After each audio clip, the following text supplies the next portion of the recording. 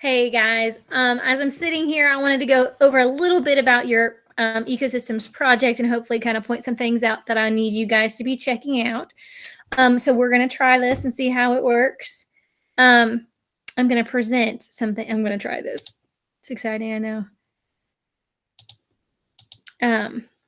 So if we look at our ecosystems project, all right, and you open up checkpoint 1,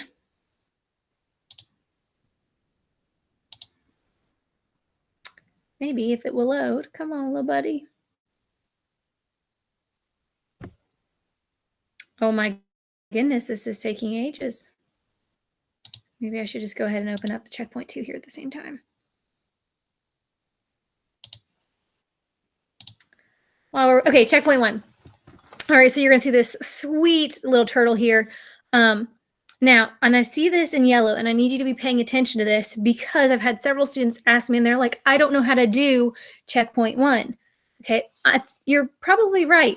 All right, because you're not there in front of me, you're gonna need resources that help you understand this material. There's going to be a lot of vocabulary words that you don't know.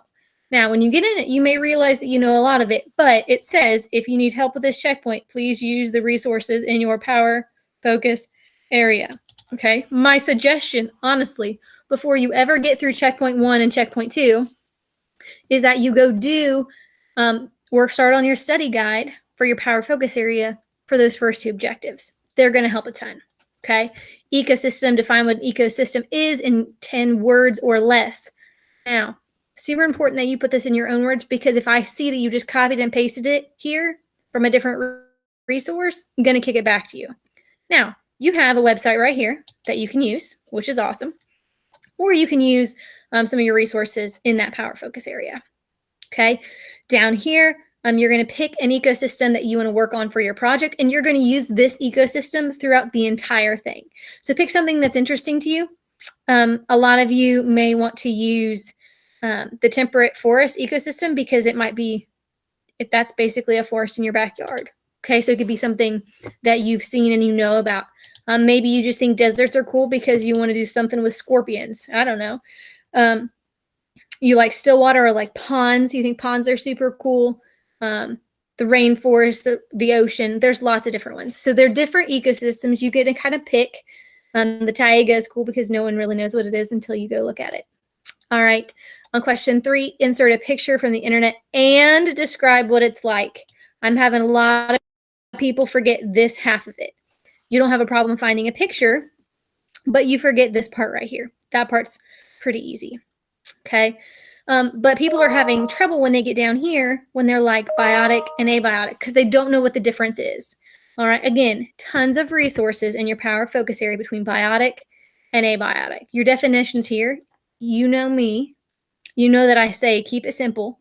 Keep your definitions so simple that like a first grader could understand them.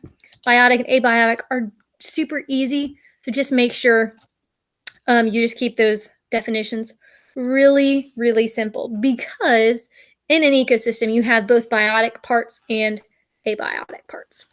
Okay, so you're going to give me those definitions here, and then you're going to tell me 10 things in your ecosystem that are biotic.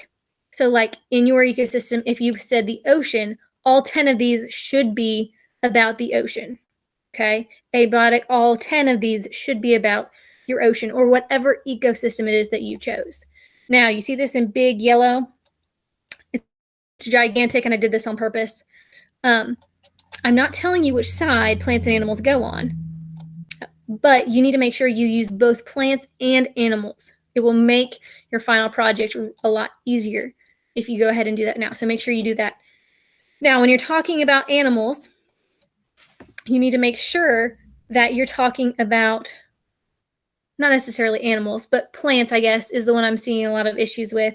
You're giving me parts of plants, but you're not actually giving me the whole plant itself. For example, don't tell me banana, because a banana, all right, grows on a banana tree. So I would want you to tell me a banana tree. Or a lot of kids are telling me leaves. Well, leaves are part of a tree. I need to know what part of tree that you're talking about. But be specific on here. Is it an oak tree? Is it a banana tree? Is it a palm tree? All right, be specific and tell me the type of plant or the type of animal that you're talking about in this part right here. That's what I've given the most feedback on. And then there's some more definitions that you're going to need to know for your final project. I put 2 different links right here. You can use either one or, again, your power focus area. And you're going to tell me the definition in your own words here of the next few words. And then I want you to tell me an example from your ecosystem. So if you check out the one that I've done for you, ecosystems is all the living and non-living things in an environment or in a space. So you've got living stuff and you've got non-living things. So a type of ecosystem is a desert. It has living things. Woo, what did I just do? It has living things like scorpions and non-living things like sand. Okay, I gave an example based on the ecosystem that I chose. Okay, once you get all of this finished, I want you to send it to me. And I want you, that way you are ready for checkpoint 1. I'll try to grade it that day or within a day or 2 and send it back to you. And that way you know if you're ready to move on to checkpoint 2. So hopefully that makes a little more sense. Checkpoint 1, take your time on it. Pick an ecosystem that you think is going to be really cool. I know that when I was in 2nd grade, literally one of the teachers built a rainforest in her classroom, and it was like so cool. But I also think that I love the kids who do it on deserts because they're like, I don't know anything about a desert. And you get to do some of that research and you get to do some of those animals that maybe aren't around here, which is really neat. But then I have some kids that they want to do the forest because it's in their backyard. They can actually go and see it. So whichever ecosystem that you pick for your project, remember, 1, I would try to work through some of your power focus area first before you turn it in. That way it's going to give you more schema on those. And then 2, make sure you answer all parts of those questions. Don't leave anything out. And again, base it all about your ecosystem that you chose. So if you guys have any questions on that, please let me know. And hopefully that helps a little bit out. All right, guys. Well, that's all I got for this one. Let me know if you have any questions. Bye, guys.